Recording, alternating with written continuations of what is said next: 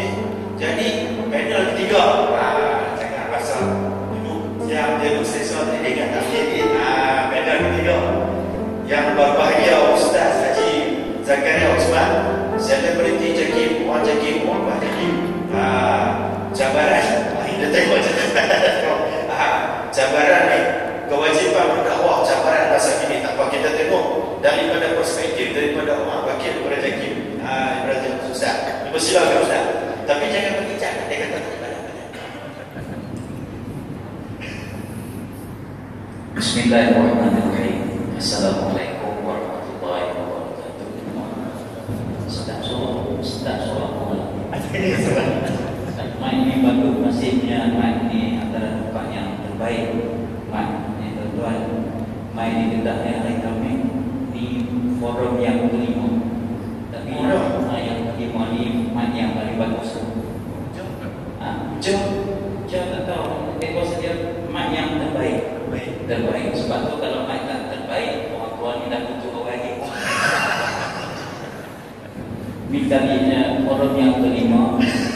Dia lepas tu pergi Penang, ada 2 program balik tadi. Sikap rumah Ustaz Alim, Ustaz Hari Nasir. Lepas tu singgah di Pantai Mulia. Lepas tu main ke sini. Jadi yang Datuk tu kata dia terus ngaku kat bawah, aku tak tahan. Mama tak mandi daripada tak. Jadi aku duduk sini tu. Ya, tak tahu nak kata apa. Tak kuasa sikap rumah nak dekat ni. Kan. Jadi dalam kaitan dia punya sakit perut lah, semua badan tak sedap lah. Semua lagi main kat sini bukan mikrofon, aku tengok macam tak sakit perut. Payah betul ya, tuan-tuan perempuan sekalian. Dr. Mia sebut betul-betul, bukan jangan dulu tambah yang tak ketahuan. Tambah kalau Dr. Mia tambah jadi NG Dr. Mia jadi. Lepas tu dia tengok pusat pramuka gini lah. Kamu Tentu ada perempuan sekian. Saya pengen yang ketiga sini tak nak cakap apa lah. Tengok dan apa semua tak kan. Lepas tu yang kedua, saya bukannya biasa jadi panel forum ni. Patutnya malam ni Datuk Dr. Aswandi yang jadi panel forum, saya jadi moderator. Sebab bakat saya dikilap sejak daripada sekolah rendah, sekolah menengah, universiti sampailah ni bakat saya dikilap sebagai moderator forum. daripada sekolah rendah sampai pagi. sampai lagi Yang saya ni dalam umur 20 kan? sekolah tengah. Sampai lagi umur 20. Pandai-pandai ada dunia. Silakan. Jadi tuan-tuan dan puan sekalian, malam ni negosiasi jadi panel dan cerita tentang kewajipan berdakwah, cabarannya masa ini. Saya nak berbalik bagaimana tugas dan kewajipan dakwah ni tuan-tuan dan puan sekalian adalah merupakan tanggungjawab kita semua. Bukanlah kata di kalangan seperti mana kata Ustaz Asri, bagaimana kata Datuk Mia tadi, bahawa dakwah ini bukan hanya menjadi tugas dan kewajipan kepada golongan asatizah ataupun golongan ustaz-ustaz, ustazah-ustazah yang ada semata-mata, tetapi dia menjadi kewajipan kita semua yang ada pada hari ini. Sebab berdasarkan ayat yang dibacakan oleh Ustaz Asri tadi, kuntum khairu ummatin, kamu semua umat Nabi Muhammad ni, kamu semua sebaik-baik umat. Kerana apa? Ukhrijat linnas ta'muruna bil ma'ruf, karena kamu semua kena menjalankan kerja-kerja penyuruh kepada perkara-perkara kebaikan. Itu dakwah. Wa tanhauna 'anil munkar, dan mencegah perkara-perkara yang munkar. Itu dakwah. Ini menjadi kewajipan kepada kita semua. Tak kira siapa yang mukallaf, maka dia sudah memikul tanggungjawab untuk menjalankan tugas dakwah ini. Sebab itu Allah Subhanahu wa taala memutuskan setiap umat itu rasul. Allah Subhanahu wa taala menjadikan 124 orang nabi.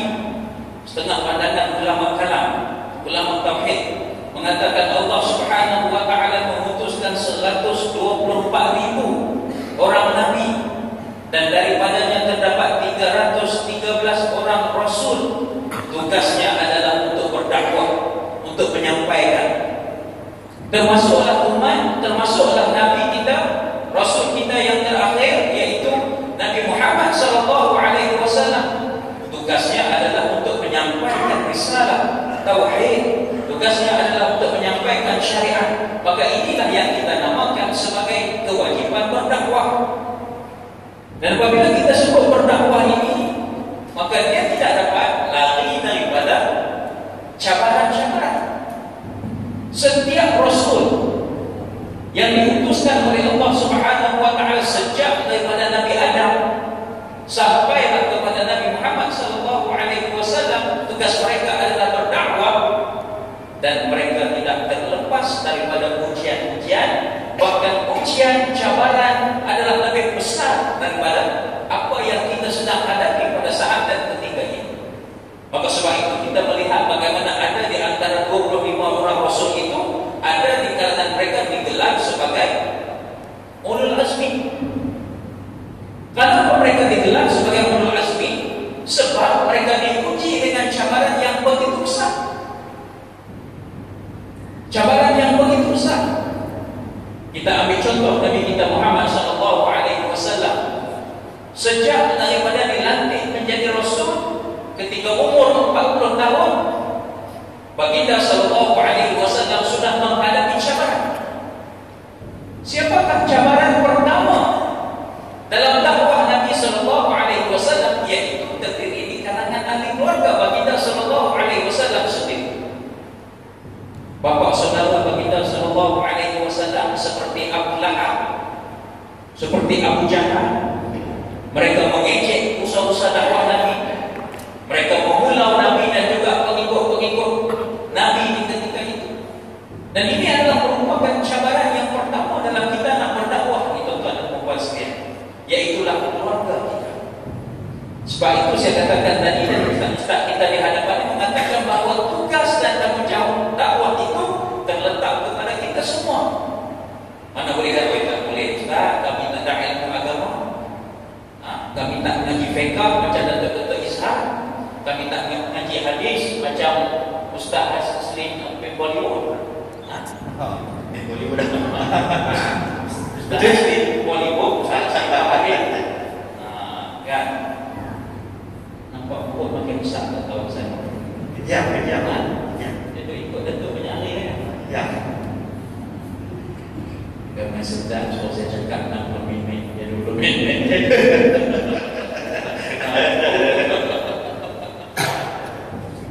Cakap apa ni dia? Tak apa. Nabi sampai mana tadi?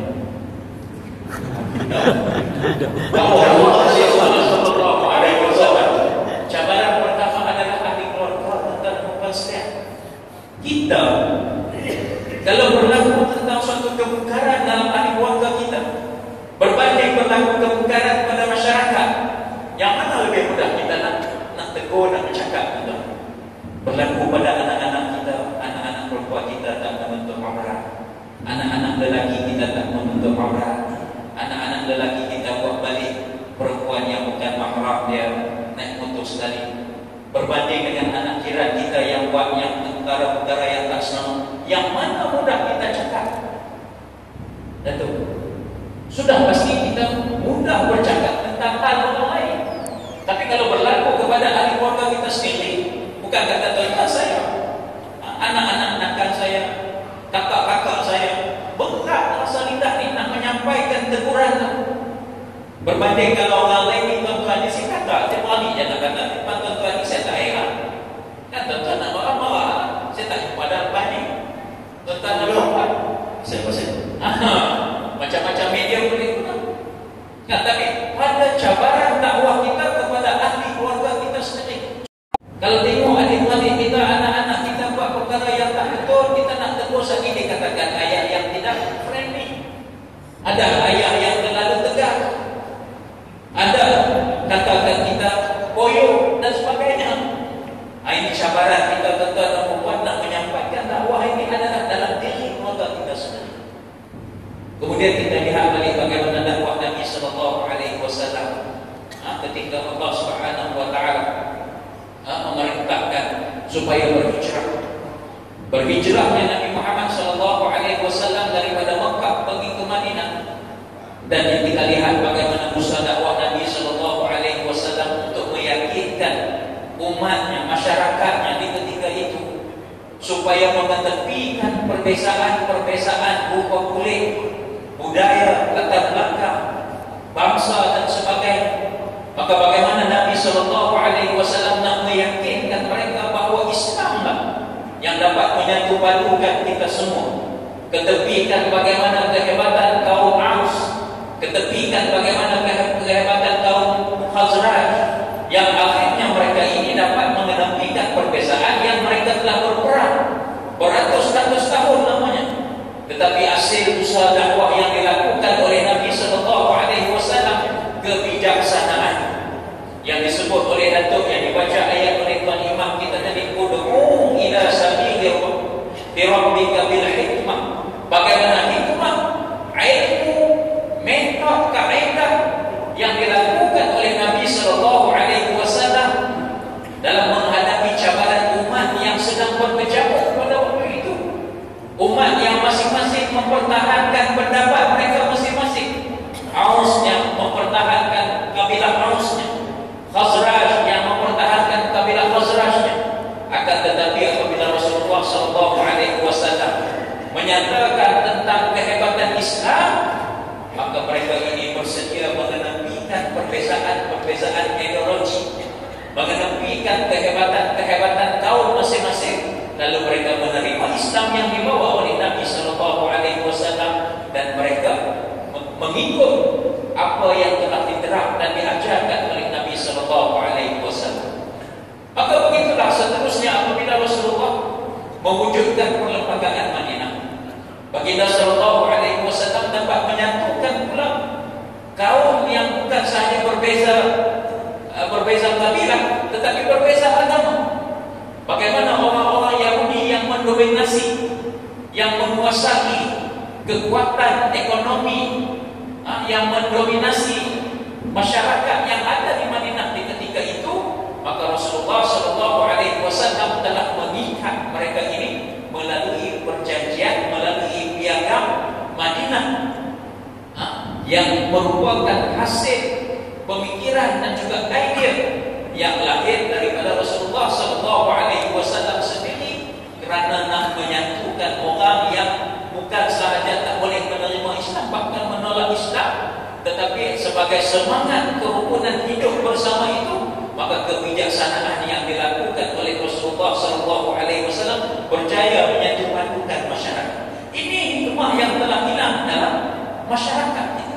Ini hikmah yang telah hilang dalam kalangan golongan-golongan kita dalam bila kita bercakap tentang soal dakwah. Maka sebab itu bila Datuk Dr. Izhar mengatakan tentang bagaimana kita nak menjadikan masjid rumah Allah ini sebagai tempat penyatuan, tempat perpaduan, kita hanya bercakap, tetapi di luar sana masih banyak lagi masjid-masjid yang dijadikan sebagai tempat untuk memecah belahkan, melemparkan fitnah, mengutuk dan mengata orang itu, mengata orang ini. Maka bagaimanakah kita mengatakan kuntum khairu ummatin ukhrijat linnas, kamulah umat yang terbaik yang dikeluarkan oleh Allah kepada manusia. Kenapa? Melakukan ta'muruna bil ma'ruf wa tanhauna 'anil munkar. Sedangkan kita lah yang menjadi punca kepada masyarakat yang bercelaru ini, dan kita hanya memeluk tubuh dan melihat perkara-perkara ini berlaku. Ini cabaran dalam usaha kita nak berdakwah. Tuan-tuan dan puan sekalian, lalu kita lihat pula bagaimana cabaran yang dihadapi oleh Nabi sallallahu alaihi wasallam dalam menyampaikan dakwah.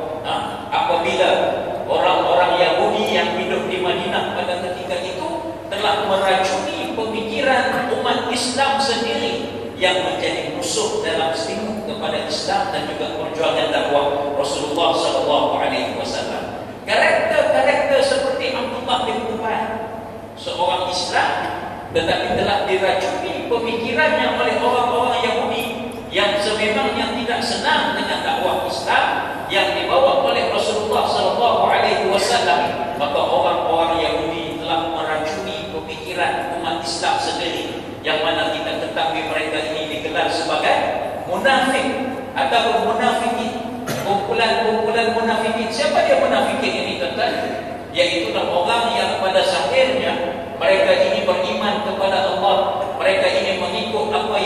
dinasihat oleh Rasulullah sallallahu alaihi wasallam, tetapi dalam diri mereka sangat benci kepada Islam dan sentiasa merancang untuk melemahkan dakwah dan juga usaha-usaha tarbiyah yang dilakukan oleh Rasulullah sallallahu alaihi wasallam. Sehingga kan Abdullah bin Ubay dan juga sebetulnya yang lain, bagaimana mereka telah memperandakan usaha dakwah Nabi sallallahu alaihi wasallam dengan menyebarkan fitnah, dengan mewujudkan budaya adu domba, dengan mewujudkan budaya menyampaikan berita-berita palsu di kalangan umat Islam, sehingga peristiwa yang sangat menyayat hati, sehingga rumah tangga Rasulullah berperantakan akibat daripada serangan fitnah dan khabar angin yang dibawa oleh Abdullah bin Ubay. Apabila memfitnah bahawa Aisyah telah berzina dengan anak angkat Rasulullah sallallahu alaihi wasallam, maka Rasulullah hampir-hampir percaya apa yang diperlakukan, khabar angin ataupun fitnah yang disebarkan oleh orang-orang munafikin ini terhadap Rasulullah sallallahu alaihi wasallam. Akhirnya Allah Taala menurunkan wahyu, mensucikan, membenarkan berita yang dibawa oleh Aisyah, isteri kepada Nabi sallallahu alaihi wasallam. Dan perkara ini berlaku dalam kehidupan kita pada hari ini, tuan-tuan dan puan. Mau tidak mau, cabaran yang Datuk sebut tadi tentang pelbagai media sosial, dalam Facebook, dalam handphone pintar lah sangat ni, kan? Dalam cerdik, dalam kat rumah buat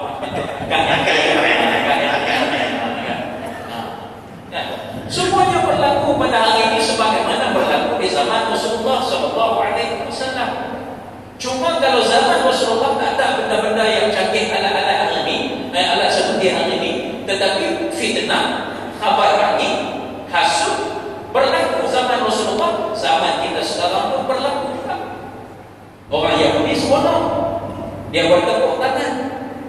Kan? Orang-orang bukan Islam seronok, dia menciptakan berbagai kecanggihan-kecanggihan alat ini, dan orang Islam ini tidak ubah seperti pengguna saja. Orang-orang Yahudi, orang-orang bukan Islam, mereka mencipta, mereka melakukan inovasi, menghasilkan berbagai alat-alat yang canggih, teknologi-teknologi yang mempunyai ciri-ciri kehebatan yang tinggi. Tetapi orang Islam ini menjadi pengguna dan menggunakan teknologi tersebut, sehingga akan menyebabkan menjadi masalah kepada diri kita sendiri. Dan inilah tuan-tuan dan puan sekalian, cabaran yang berlaku dalam mendaya, dalam usaha kita nak berdakwah pada hari ini, sehingga kan pendakwah-pendakwah juga difitnah, dilabelkan dengan gelaran-gelaran ataupun dengan pembawaan-pembawaan yang tertentu. Seperti Ustaz Asli umpamanya, kita tahu kan, dia orang hebat, orang terkenal kan, sampai negara asing pun sekat tak akan masuk, artinya hebat, besar pengaruh dia tu, dahsyat. Di label sebagai penggalan, dapat tengok jangkau dia panjang, orang takut tak? Ini kalau PM kuat ni tuan-tuan dan puan, kena senak habis ni, susah kan? Scan atas bawah, tapi lah scan satu, scan atas satu, tapi tak satu pada sepeda dia tak pakai dah sama. Aku ada besi dah. Tuan-tuan dan puan sekalian, itulah cabaran dakwah yang berlaku zaman Rasulullah sallallahu alaihi wasallam dulu. Sampai kita pada hari ini adalah merupakan perkara-perkara yang sama, tetapi diterjemahkan, dipersembahkan kembali dalam suasana ataupun zaman yang berbeza. Maka kita perlu mengambil iktibar dan perlu mengambil sejarah ini yang terakam di dalam Al-Quran. Semua kisah-kisah yang berlaku kepada Rasulullah dalam ujian ataupun cabaran kita melaksanakan dakwah ini telah pun digariskan dalam Al-Quran. Cuma kita tanggungjawab kita hari ini berdiskusi, berbincang untuk melahirkan kembali, untuk menggariskan kembali perkara-perkara yang telah berlaku pada zaman umat yang terdahulu sebagai iktibar kepada kita supaya kita tidak terikut-ikut ataupun termakan dengan perangkap-perangkap orang-orang yang memusuhi Islam sejak daripada dulu hingga pada hari ini. Maka justru itulah kita katakan bahawa tugas nak berdakwah ini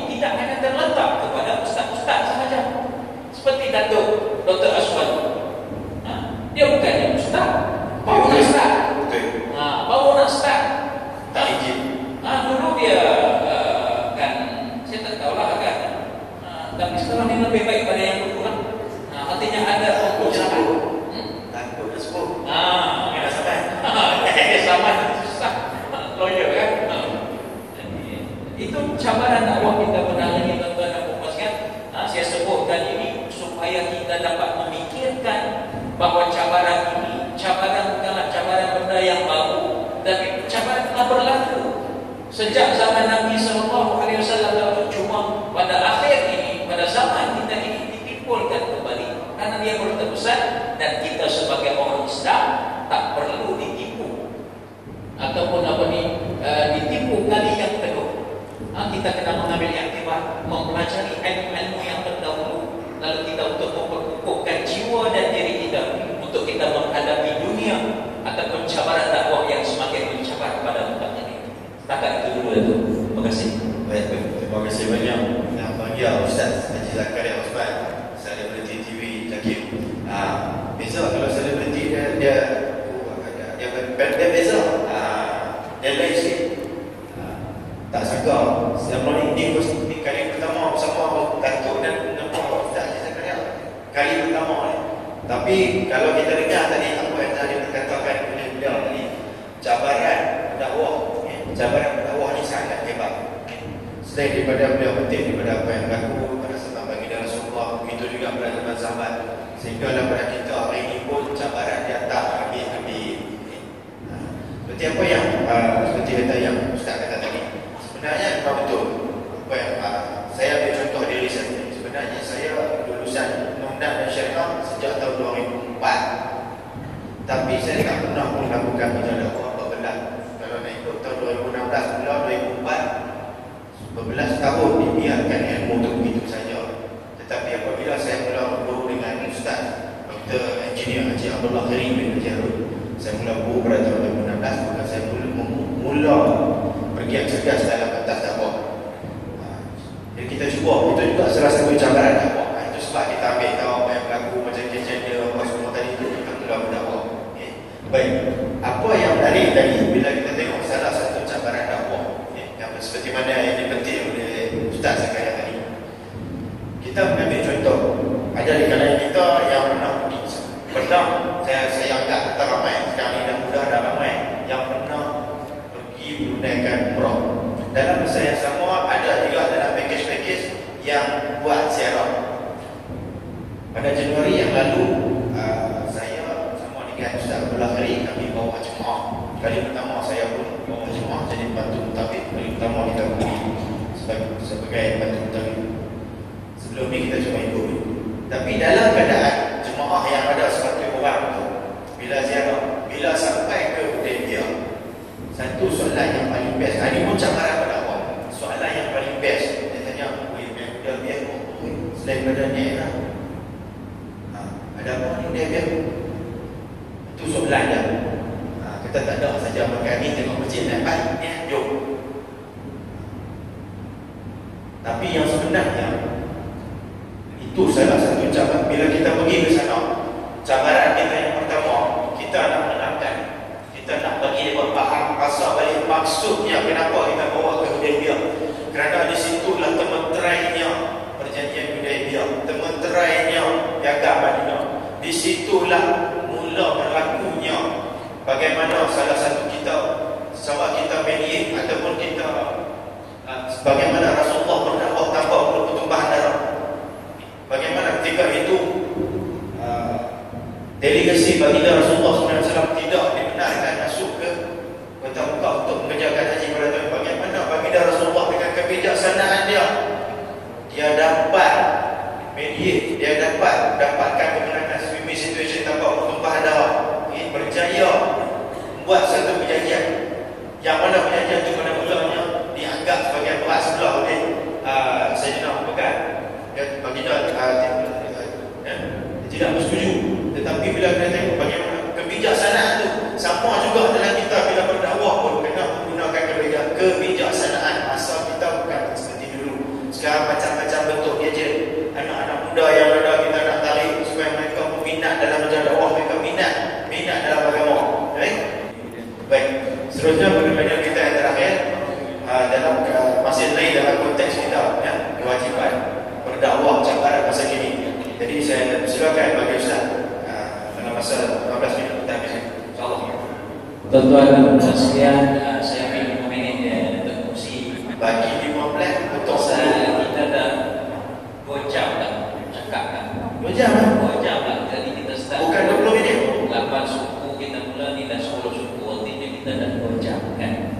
kadang dia kerja, so kami nak bawa orang KL. Nak bikin yang jauh. Swasta cuti tu. Bila COVID je lah. Lagipun kita nak balik tengok bola, kita lawan Ahmad malam ni. Jalan ini, kan sini pun bikin kita tengok kan.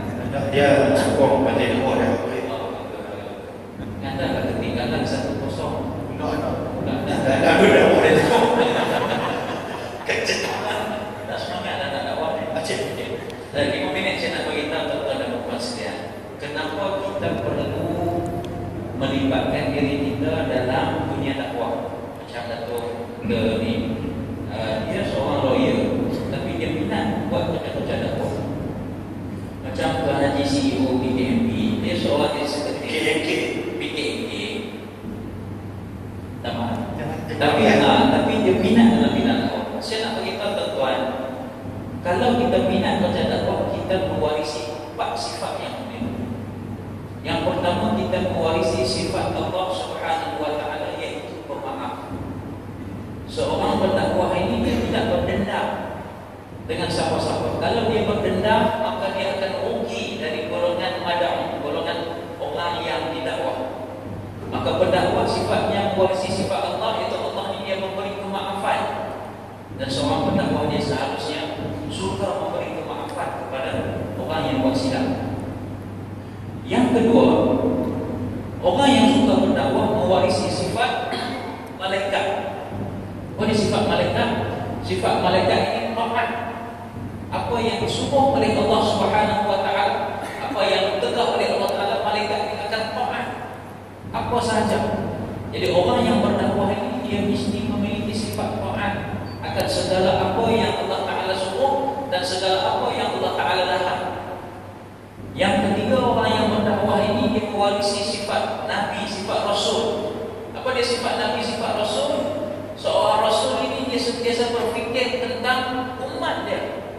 Walaupun dia tidak akan hidup lagi umat yang di akhir zaman ini, tetapi dia sentiasa memikirkan bagaimana keadaan umatnya. Begitulah kita seorang pendakwah. Walaupun dia pada PKMK, dia kata tak apa, aku tak lama nak mencetak ikut bilah aku semua. Tak. Dia akan ingat katanya, kalau aku tak buat benda yang baik ini, nanti orang lain akan ikut dan dia akan merosakkan umat. Maka itu sifat Nabi itu, orang pendakwah dia memikirkan umat yang akan datang. Yang keempat, sifat pendakwah ini ialah mewarisi sifat wali-wali Allah. Apa dia sifat wali-wali Allah? Sentiasa menggandakan amalan, sentiasa berusaha untuk meningkatkan amalan-amalan dalam kehidupan.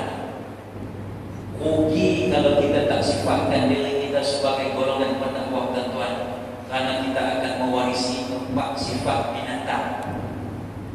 Yang pertama, sifat burung. Orang yang tak suka berdakwah, dia mewarisi sifat burung. Dia suka terbang bebas, dia tak suka dipokok, dia tak suka ikut rule, peraturan. Dia nak buat apa, dia ikut. Suka burung ini, dia suka terbang bebas. Jadi kalau tidak ada sifat pendakwah dalam diri kita, kita tak suka ikut peraturan, dia nak bebas. Yang kedua, orang yang tak suka berdakwah, dia akan mewarisi sifat anjing. Itu anjing itu dia mengeluarkan kata-kata yang tidak bermakna, sia-sia.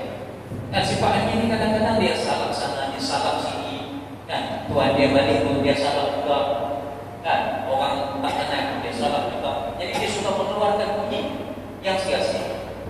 Yang ketiga, dia akan mewarisi sifat binatang buas. Itu sifat binatang buas ini, dia makan ikut dan tak kira halal ke haram ke, yang penting ikut hawa nafsu dia. Dan yang terakhir, yang keempat, orang yang tak suka dalam kerja-kerja dakwah ini, dia mewarisi sifat binatang berbisa. Dia membantu, tapi tak ada manfaat apa-apa untuk diri dia. Kan gelap kan? Kita lalu depannya, dia patut je lah. Dia tak ada manfaat apa-apa pun, tapi dia patut. Dia mengeluarkan bisa daripada tubuh badannya, dan dia sendiri tidak ada manfaat apa-apa. Kan? Jadi tuan-tuan dan puan sekalian, marilah kita meletakkan diri kita dalam jalan dakwah. Jadilah kita sebagai seorang pendakwah yang seperti kita dah bincang tadi, pendakwah tidak semestinya ustaz yang boleh berceramah, yang boleh bercakap. Pendakwah yang terbaik adalah seorang yang memamerkan akhlak yang mulia kepada orang lain. Itulah pendakwah yang paling baik. Memamerkan akhlak yang mulia. Bagaimana Nabi SAW menjadi pendakwah, tuan-tuan? Ulama sirah mengatakan bahawa 60% orang yang masuk Islam pada zaman Nabi SAW kerana tertarik dengan akhlak Nabi yang sangat mulia. Bukan kerana dakwah dengan lisan, tetapi dengan dakwah dengan akhlak, dengan hal, dengan keadaan Nabi yang lemah lembut, sopan santun, memberi kemaafan. Kita baca sejarah bagaimana Abdullah bin Ubay yang memfitnah Nabi SAW. Kalau kita ikut, kita sifat kita hari ini taubat, kita tak akan maaf Abdullah bin Ubay, sebab dialah yang memporak-porandakan rumah tangga Rasulullah. Tapi Rasulullah apabila Abdullah bin Ubay nak meninggal dunia, dalam keadaan sudah meninggal dunia, anak Abdullah bin Ubay datang bertemu Rasulullah, minta tolong urus jenazah. Rasulullah pergi. Abdullah bin Ubay mati dalam keadaan miskin, kain nak kafan pun tak cukup. Maka anak dia datang lagi temu Rasulullah, ya Rasulullah, bapa aku meninggal, tak ada kain nak kafan. Rasulullah ambil jubah dia, bagi supaya dia kafankan Abdullah bin Ubay yang membuat benar dalam hidup Rasulullah SAW. Kemudian anak dia bagi, ya Rasulullah, jenazah bapa aku telah selamat, dimandi dan dikafankan, tolonglah semayang. Kata Sayyidina Umar, jangan pergi semayang kepada jenazah orang-orang munafik ini. Tak payah sembahyang. Tapi Rasulullah tetap nak pergi sembahyang. Dan ketika mana Rasulullah nak mengangkat doa, Sayyidina Umar melarang lagi, jangan mengangkat doa kepada orang munafik. Maka Sayyidina Umar membaca satu ayat, in tastaghfiru aw lan tastaghfiru. Rasulullah membaca ayat ini, in tastaghfiru aw lan tastaghfiru wallahu yaghfiru dzunubakum.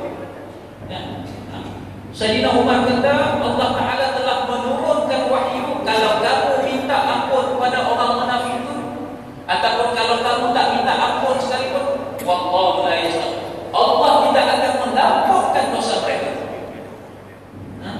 Walau yastaghfiru 70 marrah. Ayat. Kata kalau kamu meminta ampun sehingga 70 kali sekalipun, Allah tidak akan mengampunkan dosa orang-orang munafik.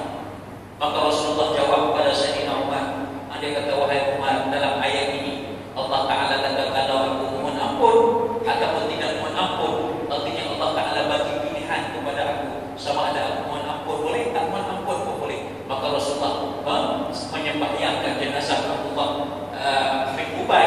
Maka akhirnya turun ayat yang lain yang melarang Rasulullah SAW menyembahyangkan jenazah orang-orang munafik.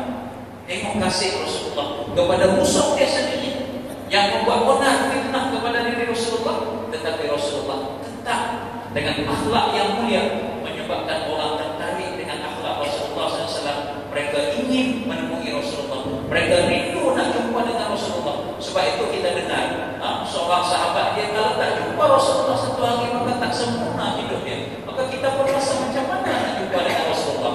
Sebab Rasulullah ini orang yang hidup sezaman dengan Rasulullah, merasai bagaimana nikmatnya melihat wajah Rasulullah, bagaimana nikmatnya melihat akhlak kesopanan Rasulullah SAW, sehingga kalau kita berada dengan Rasulullah SAW, kita merasakan satu kenikmatan yang tidak dapat dijelaskan oleh para sahabat kepada kita semua tentang nikmat ini. Inilah akhlak yang mulia dalam berdakwah, tentang membuat tak semesti kita pandai bercakap, berceramah, hujah ayat Quran, hadis Nabi SAW, tetapi kita menjadi berdakwah dengan memamerkan akhlak yang mulia kepada keluarga kita, kepada masyarakat kita, kepada jamaah qaryah kita, kepada seluruh Allah. Jadi lebih baik aku pulang, aku maafkan anudah aku tu, saya pun maaf. Oleh kerana yang itu, keadaan itu, maka dia terus beriman kepada Allah dan mengucapkan terima kasih. Jadi penting yang kalau kita lihat tadi yang terakhir, pemaaf, sifat pemaaf juga adalah salah satu cara kita berdakwah. Jadi setakat itu dulu daripada kami. Terima kasih banyak kepada tuan-tuan dan puan yang hadir. Terima kasih kepada Pak Imam yang akan bersama-sama. Jadi kami dapat kumpul pada malam ini. Sekiranya ada apa-apa yang kekurangan daripada pihak kami, dalam kami mengadakan program ini, kami mohon maaf. Semua segalanya yang baik datang kepada Allah SWT, yang kurang itu daripada diri kami sendiri. Dan saya serah kembali kepada bagian Tuhan. Terima kasih. Assalamualaikum warahmatullahi wabarakatuh.